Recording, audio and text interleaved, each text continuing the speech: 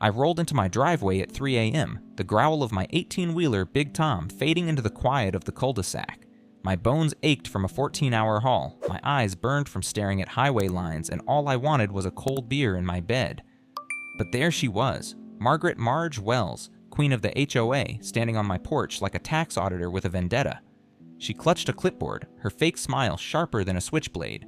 A red sticker screamed from the gates of my garage hangar, "Notice of demolition, zoning violation." My stomach dropped. That hangar wasn't just a building. It was my lifeline, my shop, my dream. And Big Tom, the rig I'd poured every dime into, was parked inside it. "Evening, Mr. Ryder," Marge chirped like she wasn't about to gut my future. "Your little truck depot doesn't fit our community's aesthetic. You've got 7 days to tear it down, or we'll do it for you." I stepped out of the cab, boots crunching on gravel, and leaned against Big Tom's grill. My hands itched to rip that sticker off, but I kept them still. "This is my land, Marge. My hangar's legal. I've got permits."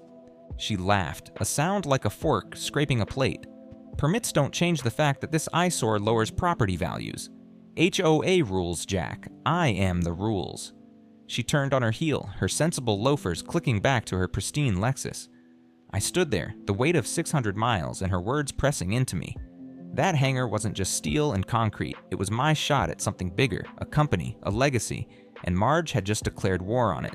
2 years ago, I wasn't thinking about HOA tyrants or demolition notices.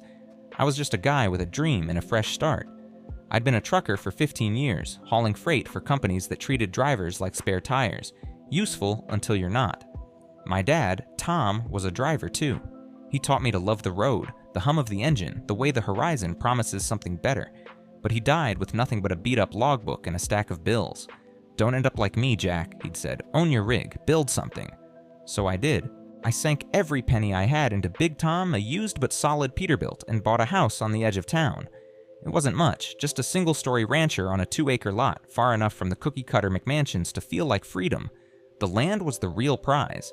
Big enough for a hangar to park and fix my rig, a place to tinker and plan.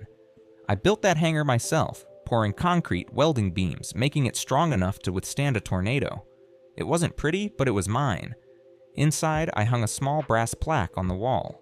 Big Tom. The road calls. It was for Dad.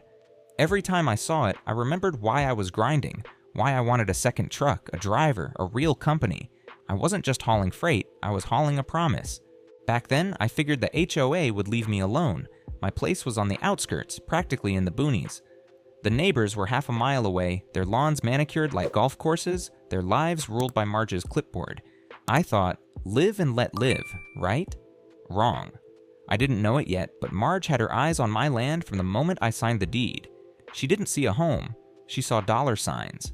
And that hangar, that plaque, Big Tom, they were all in her way. A week after Marge's late-night ambush, I was still shaking off the dust from her demolition threat. I'd checked my permits, rock solid, signed by the city, and figured she was just flexing, trying to scare me. Big mistake. Marge didn't scare, she schemed. I came home from a short haul to find a crisp HOA letter taped to my front door, the kind of envelope that screams bad news before you even open it. "Notice of violation," it read in bold red letters. Apparently, my hangar was inconsistent with the architectural harmony of the community. They demanded I dismantle it within 30 days or face fines. Fines. For a building on my own land, built to code, that nobody could even see unless they trespassed.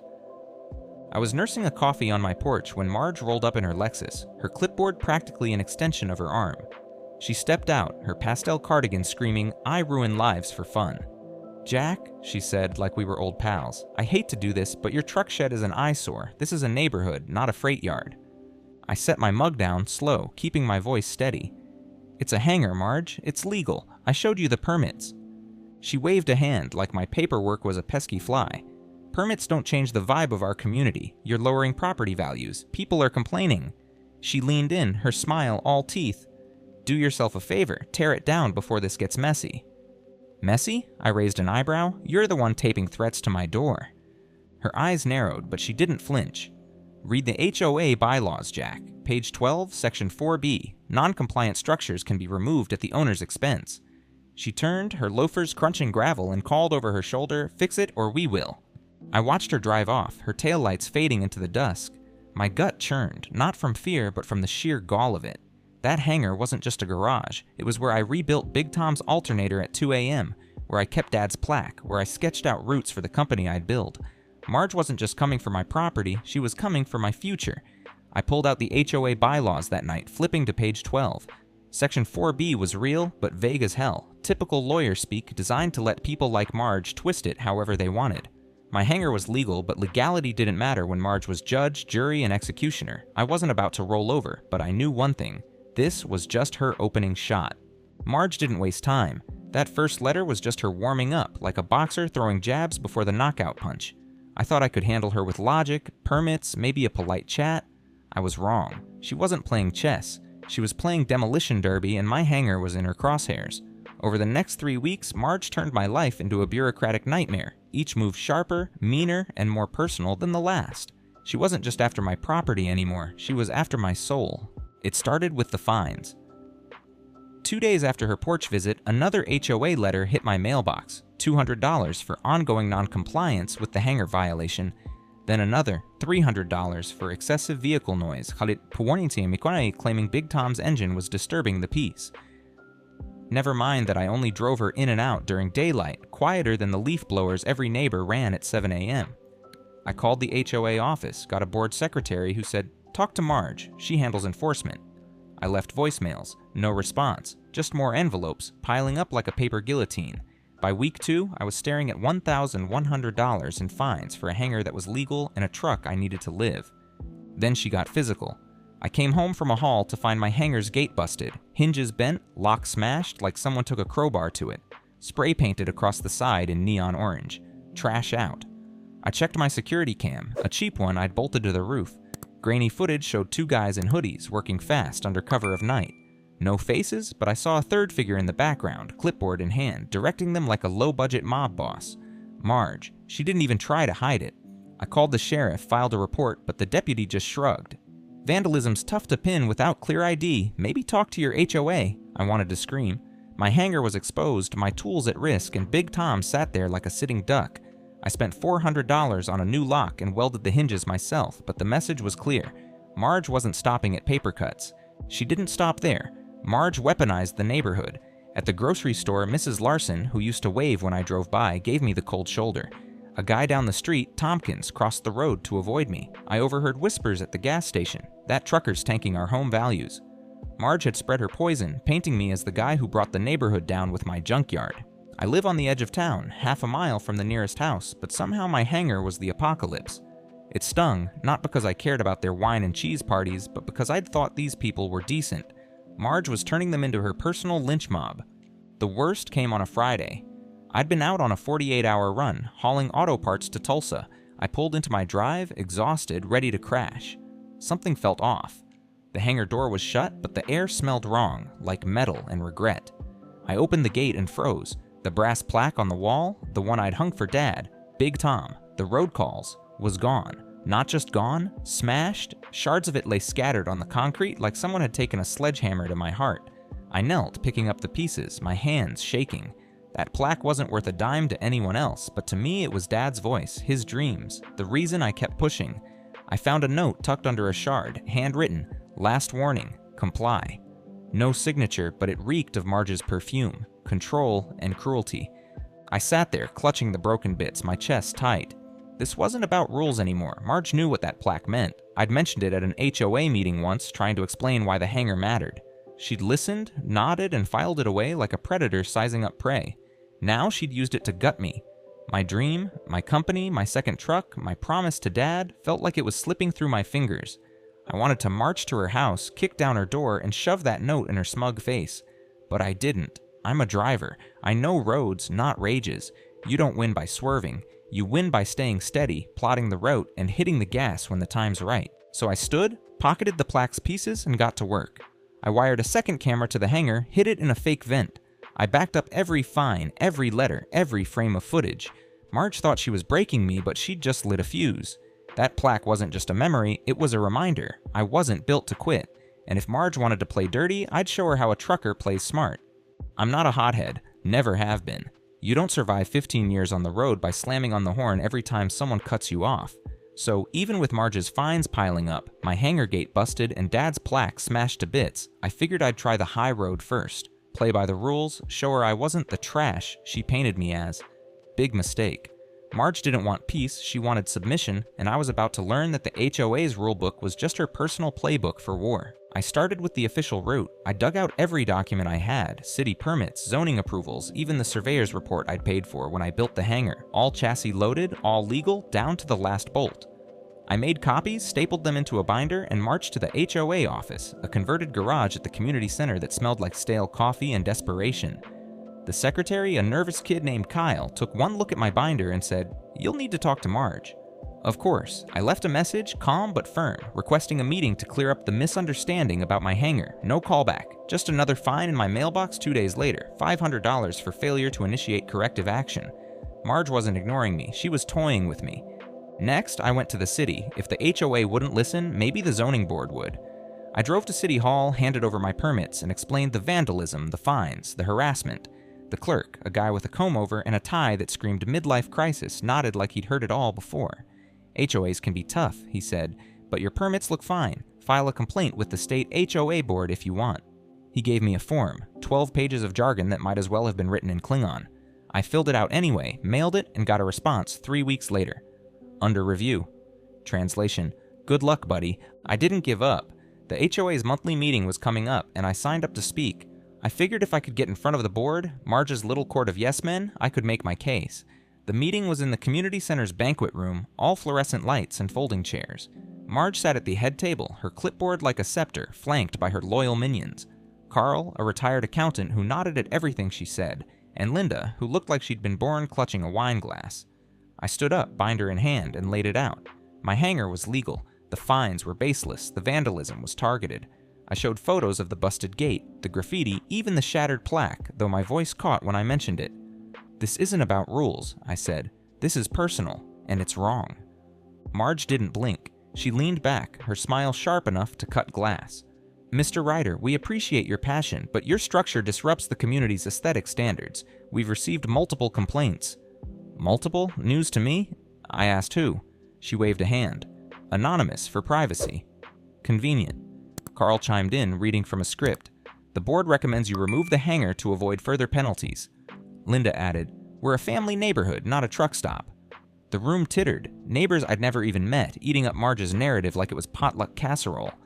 I pushed back, keeping my tone even.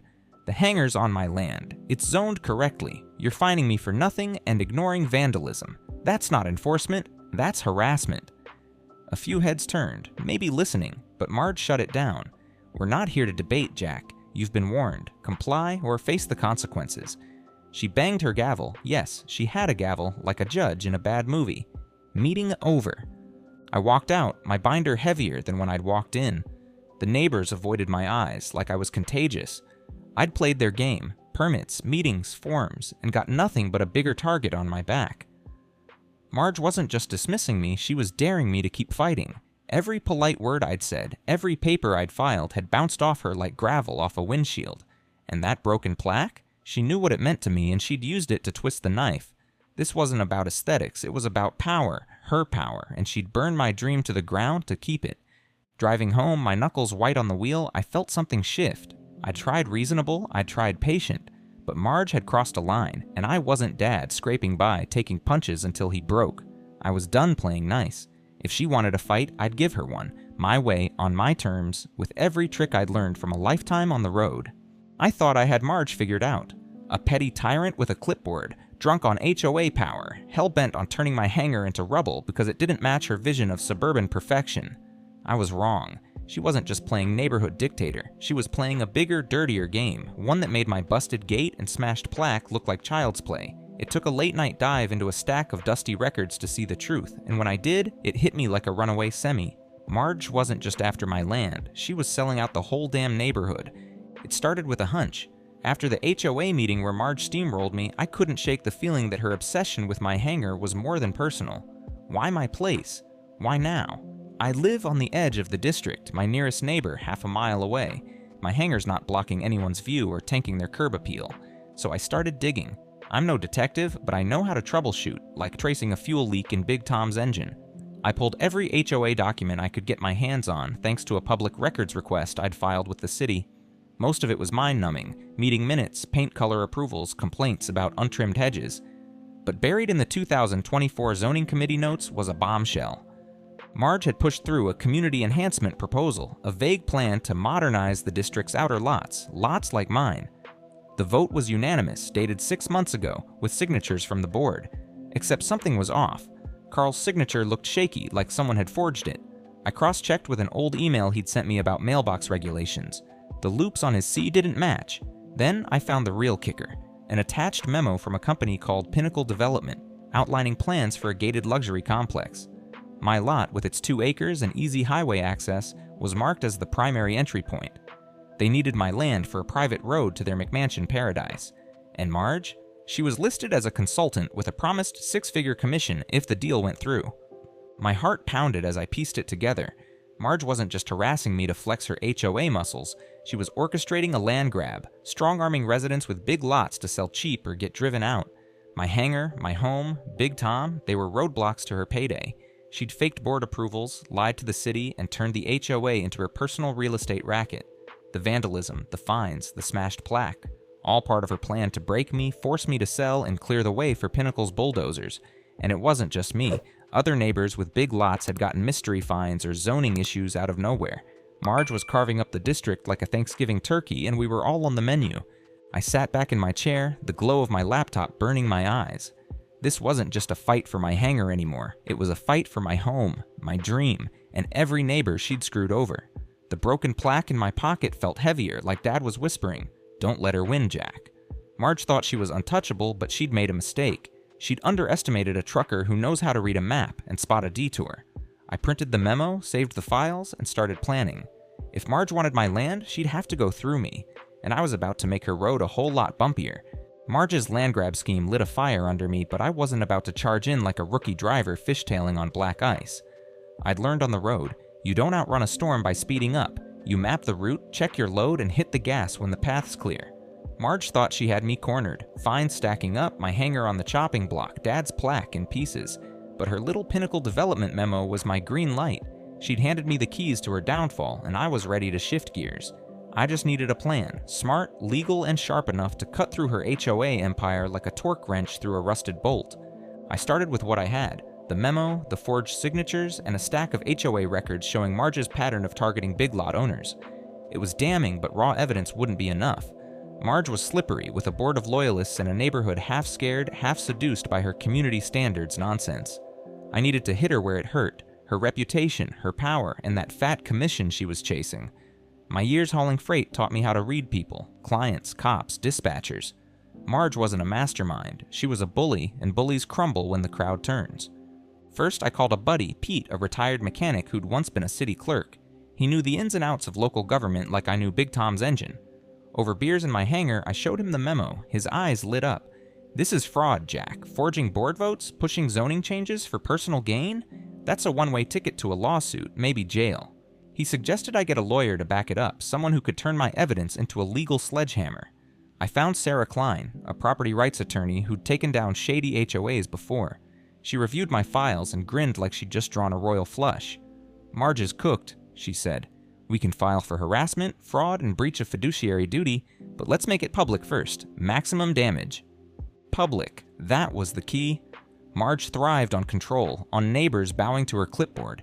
If I could expose her at the next HOA meeting in front of everyone, her empire would crack. But I couldn't just stand up and wave papers. I needed a presentation that hit like a convoy at 70 miles an hour, clear, brutal, and impossible to ignore. I'm no PowerPoint wizard, but I know how to break things down. I spent nights in my hangar piecing together a timeline, Marge's fines, her vandalism, the forged votes, the Pinnacle deal. I turned it into a story, like explaining a breakdown to a client. Each slide was a gear shift, photos of my busted gate, copies of the memo, a map showing my lot as Pinnacle's dream road. I called it Marge's Roadmap to Ruin. A little dramatic, sure, but it fit. I wasn't stopping there. Marge had allies, but so did I. I started knocking on doors, quietly, not like some door-to-door salesman. I talked to neighbors who'd been fined into submission. Mrs. Carter, hit for her unapproved garden shed. Rodriguez, who got slapped with a $600 fence violation for a chain link that predated the HOA. They were pissed, but scared. I showed them the memo, explained Marge's game. "She's not just screwing me," I said. "She's selling your homes out from under you." One by one, they signed on. Carter offered to bring her photos of Marge's inspections. Rodriguez, a part-time mechanic, helped me rig extra cameras on my hangar to catch any more of Marge's goons. We were a crew now, a convoy ready to roll. The final piece was leverage. Sarah drafted a cease and desist letter to Marge and the HOA board citing fraud and harassment, with a hint that criminal charges could follow. We wouldn't send it yet, not until the meeting, where I'd drop it like a payload after exposing her. If Marge tried to squirm out, the letter would be my roadblock. I also filed a formal complaint with the state HOA regulator, attaching every document. It wouldn't hit in time for the meeting, but it was insurance. Marge thought she was driving this rig, but I was about to jackknife her whole operation. I leaned against Big Tom's grill, the hangar quiet except for the hum of my laptop. The broken pieces of Dad's plaques sat on my workbench, a reminder of what Marge had taken and what I'd take back. This wasn't just about saving my hangar or my dream. It was about showing Marge that a trucker doesn't back down when the load's on the line. The HOA meeting was 2 weeks away. I had my route, my crew, and my cargo. All I had to do was drive. The HOA meeting loomed like a storm cloud on the horizon, and I was ready to drive right through it. Marge thought she'd buried me with fines, vandalism, and that smug clipboard of hers. She didn't know I'd been hauling a payload of my own, evidence, allies, and a plan to flip her little empire upside down. I wasn't just fighting for my hangar or Big Tom anymore. I was fighting for every neighbor she'd bullied, every dream she'd tried to crush. The community center's banquet room was about to become my way station, and Marge was about to get inspected. I walked in early, my laptop under one arm, a stack of printed evidence under the other. The room smelled like cheap coffee and desperation, with folding chairs lined up like soldiers under Marge's command. She sat at the head table, her pastel cardigan as crisp as her smile, flanked by Carl and Linda, her loyal drones. Neighbors trickled in, some avoiding my eyes, others giving me cautious nods. Mrs. Carter slipped me a USB drive with her photos of Marge's inspections. Rodriguez winked from the back, his camera ready to record. My crew was in place. I set up my laptop, tested the projector, and waited. Marge glanced my way, her smile twitching like she smelled trouble but couldn't place it. Good. When my turn came, I stood, boots steady on the linoleum. "Folks," I started, my voice calm but firm, like I was explaining a delivery delay to a client. "I'm here to talk about my hangar, but this isn't just about me. It's about our homes, our rights, and what's really going on in this HOA." Marge's pen froze mid-scribble. I clicked to my first slide, a photo of my busted hangar gate, neon graffiti screaming "trash out." Gasps rippled through the room. "This is what happens when you don't play Marge's game," I said.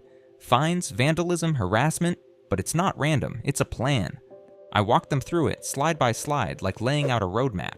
The fines, $1,600 and counting for a legal hangar. The forged board vote with Carl's shaky signature blown up on the screen. Carl's face turned the color of old oatmeal. Then the Pinnacle development memo, naming Marge as a consultant with a 6-figure commission to sell our lots for a luxury complex. My lot, marked in red, was the key to their private road. "Marge isn't protecting our community," I said, pointing to the map. "She's selling it, and she's using the HOA to bully us out." The room erupted, whispers, shouts, neighbors turning to each other like they'd just woken up from a bad dream. Marge slammed her gavel. "This is slander, Mr. Ryder. You're out of order." I didn't flinch. "Slander? Let's check the receipts." I passed out copies of the memo, the forged vote, and Pinnacle's zoning proposal. Mrs. Carter stood up, holding her photos. Marge fined me $400 for my shed, then sent her goons to inspect it at midnight. Rodriguez chimed in. "She hit me for my fence, then tried to fine my cousin for parking his work van. It's a pattern." One by one, neighbors spoke. Stories of petty fines, mystery violations, fear of crossing Marge. My convoy was rolling and Marge was caught in the headlights. I used every trick I'd learned on the road. My voice stayed steady, like talking down a jumpy dispatcher. I leaned on my mechanic's eye for detail, pointing out inconsistencies in Marge's records, like spotting a bad gasket, and I threw in just enough of my trucker's grit to keep it real. "Marge thinks we're just cargo she can unload," I said, "but this is our road, our homes, and we're not for sale." The crowd roared, actual applause, like I'd just dropped a perfect load at the dock. Then I played my ace. I slid Sarah's cease and desist letter across the table to Marge, her name in bold at the top. "This is for you, the board, and your developer pals," I said. "Fraud, harassment, breach of duty, keep pushing, and we'll see you in court." Marge's face froze, her gavel limp in her hand. Linda looked like she wanted to crawl under the table. Carl stammered, "I didn't sign that vote." The room went wild again. Rodriguez's camera caught every second, and I knew it'd be on the neighborhood's Facebook group by morning. I'd planned for chaos, but this was better. Marge tried to regain control, babbling about procedural errors and community unity, but nobody was buying it. Neighbors were passing around my handouts, pointing at the memo, demanding answers. I stepped back, letting the crowd take the wheel. My skills, reading people, building a case, staying cool under pressure, had turned Marge's meeting into her trial. The hangar, Big Tom, Dad's plaque, they weren't just mine to save anymore, they were symbols for everyone she'd tried to break, and we were breaking her instead. The HOA meeting didn't just end, it exploded. My presentation had lit the fuse, and Marge's empire was going up in flames. I'd planned to expose her, but I hadn't expected the neighbors to turn into a full-on rebellion. By the time I stepped back from the projector, the banquet room was a hornet's nest. Neighbors shouting, waving my handouts, demanding Marge's head on a platter. Rodriguez's video of the whole thing was already pinging phones across the district, and Marge, for once, wasn't in control. Her clipboard couldn't save her now. She'd been weighed, measured, and found wanting, and the whole town was about to know it. Marge tried to claw back the narrative. She stood, banging her gavel like a toddler throwing a tantrum. Order. This is a meeting, not a circus. Her voice cracked, her perfect smile gone rogue. Nobody listened. Mrs. Carter was on her feet, jabbing a finger at Marge. You fined me for my shed while you were selling our land? You're a crook. Rodriguez held up his phone, grinning. It's live, Marge. Say hi to the internet. The crowd roared, a mix of fury and glee. I stayed quiet, leaning against the wall, letting the chaos do the work. I'm a trucker, not a showman. My job was to deliver the load, not dance around it. The real hammer dropped when the video hit the neighborhood's Facebook group. Rodriguez had edited it down to a tight 5 minutes. My slides, Marge's meltdown, Carl's stammering betrayal. By midnight, it had 3,000 views and counting. Comments poured in. She fined me for my kid's basketball hoop. My lot's on that Pinnacle map, too. Someone posted a meme of Marge's gavel with the caption, "When your HOA scam gets busted." It was viral, unstoppable, like a rig with no brakes. I didn't need to push. The neighbors were my convoy now, and they were hauling Marge's reputation straight to the junkyard. The next morning, the local paper, the County Herald, ran a front-page story. HOA president caught in land grab scandal. They'd gotten hold of my memo and interviewed Mrs. Carter, who didn't hold back. Marge Wells turned our community into her personal ATM, she said. The article named Pinnacle Development, quoting an anonymous source, probably Rodriguez, who leaked their zoning proposal. By noon, Pinnacle issued a statement distancing themselves from Marge. We have terminated all agreements with Ms. Wells due to ethical concerns. Ethical concerns, that's corporate speak for we got caught. Marge's 6-figure commission was roadkill. The fallout didn't stop there. The video spread beyond the neighborhood, hitting local Reddit threads and even a regional news channel. A reporter showed up at the community center, sniffing for more dirt. Neighbors lined up to talk, spilling years of Marge's petty tyranny, fines for flower pots, threats over mailbox colors, inspections that felt like shakedowns. Marge's house became a ghost town. Her Lexus stayed in the garage, curtains drawn. Word was she'd tried to call an emergency HOA meeting to clarify misconceptions, but Carl and Linda bailed, claiming scheduling conflicts. Cowards. The board voted to suspend Marge that night. No debate, no gavel, she was done. I didn't need to gloat, that's not my style. But I felt the shift driving home, Big Tom's engine humming under me. The neighbors who'd snubbed me at the gas station were waving now. Mrs. Carter left a pie on my porch with a note. Thanks for waking us up. Rodriguez texted me a screenshot of the video hitting 10,000 views. Marge's name was poison, her power stripped, her scam laid bare for the world to see. I'd used my road smarts, reading people, building a case, keeping my cool, to turn her own game against her. The cease and desist letter Sarah drafted was still in my pocket, unneeded. The court of public opinion had already sentenced Marge to oblivion, but I wasn't done. Marge was down, not out, and I knew bullies like her don't quit easy. My hangar was safe for now, but Dad's plaque, my dream, the neighbors' trust, they deserved more than a viral takedown. I tightened my grip on Big Tom's wheel. This was my road, and I was driving it to the end. The dust settled slow, like gravel after a big rig rolls through. Marge was gone, stripped of her HOA crown, her name a punchline in the county. The neighborhood wasn't the same after that meeting, and neither was I. My hangar stood tall, Big Tom safe inside, but the fight with Marge had changed the road ahead. It wasn't just about saving my land anymore. It was about building something better, for me, for Dad's memory, for the folks who'd stood with me. I'd driven through the storm, and now the sky was clear. I got to work fixing what Marge broke. The hangar gate needed new hinges, so I welded them myself, the sparks hissing like a victory song. I ordered a new plaque for Dad. Big Tom, the road calls, and bolted it to the hangar wall, right where the old one hung. It gleamed in the morning sun, and when I looked at it, I could almost hear Dad's gravelly laugh, telling me to keep hauling. The fines? Wiped clean. The new HOA board, Mrs. Carter and Rodriguez took seats, passed a motion to refund every baseless penalty Marge had slapped on us. My bank account breathed a little easier, but the real win was the quiet. No more red notices, no more clipboard ambushes, just my land, my rig, and my plans. Those plans got a boost. With the fines gone, I had enough saved to buy a second truck, a used Freightliner not as pretty as Big Tom, but solid.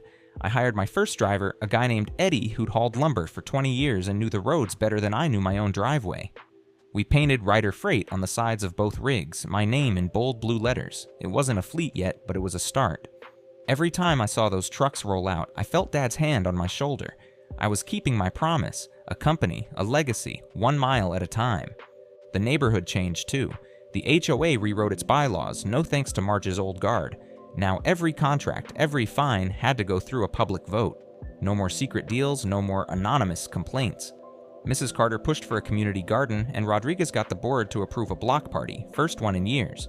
I showed up with a cooler of beers and a grin, watching kids run around while neighbors swapped stories about Marge's reign. They called me the guy who took her down, but I just shrugged. I'm a driver, not a hero. I did what needed doing.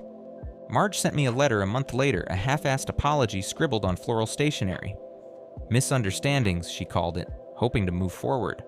I laughed, tossed it in the trash, and went back to tuning Big Tom's carburetor. She'd moved out by then, her house sold to a young couple who helped me rebuild my fence one weekend. Good people. They didn't ask about HOA rules, just brought a hammer and some lemonade. Marge's Lexus was long gone, probably parked in some other town where she'd try her games again. I didn't care. She was off my road. I hung a sign on my hangar gate, Riders Rest, private property, HOA, stay out. It got a few laughs from the neighbors, but it meant something to me. This was my place, my shop, my base, my shot at something bigger. I'd fought for it, not with fists, but with smarts, the kind you learn dodging way stations and outsmarting dispatchers. The fight showed me I wasn't alone either. Mrs. Carter, Rodriguez, even the new folks, they were my crew now, the kind you'd call at 2 a.m. when your rig's stuck in a ditch. One evening I sat on my porch, a beer in hand, watching the sun dip behind the pines. Big Tom gleamed in the hangar, the new plaque catching the last light. I thought about Dad, about the company I was building, about the neighbors who'd finally found their spine. Marge had tried to break us, but she'd built us instead. I raised my bottle to the horizon. To the road, Dad, I said. We're just getting started. At the district's next meeting, I floated an idea. A co-op for local drivers, a way to share routes, cut costs, and keep the big companies from squeezing us out. The neighbors loved it, even chipped in for a website. My hangar became the unofficial hub, guys stopping by to talk shop, swap tools, or just shoot the breeze. Marge's old house, now the Jensens, had a new mailbox, painted bright red. No HOA approval needed. I smiled every time I drove by. The road was ours again, and I was driving it full throttle.